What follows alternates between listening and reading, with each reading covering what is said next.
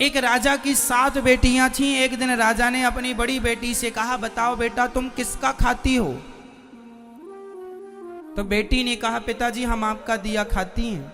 दूसरी बेटी से कहा, तुम किसका खाती हो? पिताजी आपका दिया खाती हैं। प्रजा से पूछा, तुम किसका खाती हो? बोले आपका दिया खाते हैं। सबसे पूछा, तुम किसका दिया खाते हो? बोले आपका दिया। राजा आप ही हमारे पालनहार हो, आपका दिया हम सब खाते हैं। सबसे छोटी बेटी से कहा, बेटी तुम बताओ तुम किसका खाती हो?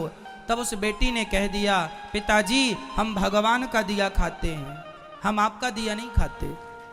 राजा को बड़ा बुरा लगा, उसे लगा हमारी इंसल्ट कर दी इसने, हमारा दिया खाती है और नाम ले रही है भगवान का। राजा ने कहा, कोई भगवान भगवान नहीं होता, अरे मैं तुम्हें खाने ना दूं तो तुम मर जाओगी। बेटी ने कहा, पिताजी तो आप करके देख लो। राजा बड़ा गुस्से में आया और अपनी उस बेटी का विवाह ऐसे आदमी से कर दिया जो बिल्कुल गरीब था और बिल्कुल बीमार था। गरीब था और बिल्कुल अचल था। अचल मीन्स एक कदम भी। एक लकड़हारा था, जंगल में लकड़ी काटने गया, अचानक उसकी तबीयत बिगड़ गई और वहीं पर वो पड़ा रहा, वहीं मलमूत्र में घिसटता रहा। ऐसे गंदे आदमी से राजा ने अपनी उस बेटी का विवाह कर दिया कि देखता हूं तू अब कहती है भगवान का खाती हूं तो अब खिलाए तेरा भगवान। 6 बेटियों का विवाह उसने अच्छे राजाओं के घर किया, राजकुमारों के साथ खानदान में किया, और एक बेटी का विवाह लकड़हारे से कर दिया, वो भी जो बीमार था, जो मलमूत्र भी वहीं कर रहा था, पूरा गंदगी थी, मक्खियां भिन्न भिन्न कर रही थी। उस लड़की को लगा कोई बात नहीं, विधाता की ऐसी ही मर्जी है। वो लड़की जो थी अपने उस पति के संग रहने लगी। उसे पास में नदी थी तो ले गई, नहलाया धुलाया साफ किया, और जो उसके भाग्य में था मिला। उसका पति चल नहीं पाता था, अब वो क्या करे, पति को भोजन कैसे कराए? तो जंगल की लकड़ियां बीनती और ले जाके शहर में बेचती, जो पैसा आता उससे कुछ दवाइयां लाती, कुछ रोटियां लाती, खाती, पति को खिलाती, दवाई खिलाती। और वहां पर एक नाग नागिन, जंगल था ना तो जंगल में तो जीव जंतु ही रहेंगे, एक नाग नागिन का जोड़ा था। तो वो जब दूध लाया करती अपने पति को देती, और जो बच जाता तो दौने में वो वहां नाग नागिन को रख दिया करती थी। तो नाग नागिन दूध पीते और बड़े प्रेम से वो खुश रहते।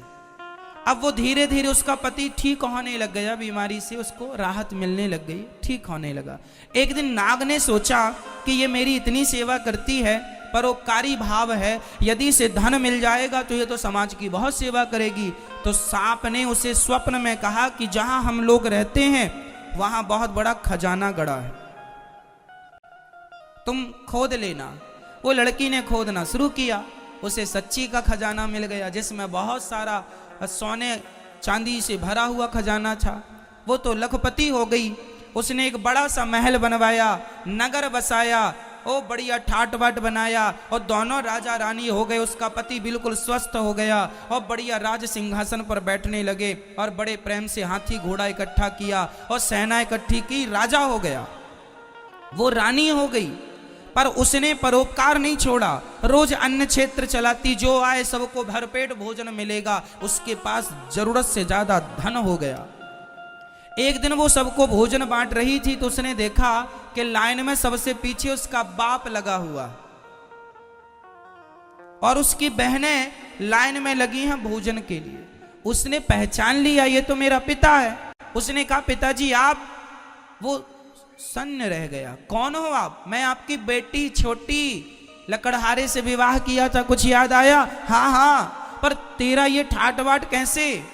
पिताजी पहले ये बताओ कि आपकी ये दुर्गति कैसे हो गई? बेटी सच्ची कहा था तूने, हम बड़े अहंकार में थे कि मैं राजा हूं, लेकिन मेरी राजगद्दी छीनते देर नहीं लगी, सब नाश हो गया। सारी बेटियां जिन्होंने ये कहा था कि पिता के भाग्य का खाती हैं, आज पिता कुछ नहीं खिला पा रहा है इन्हें, आज तू खिला रही है। तब उस बेटी ने कहा, पिताजी मैंने कहा था ना कि सब अपने अपने भाग्य का और सब भगवान की कृपा का ही खाते हैं, सबको खिलाने वाला भगवान है।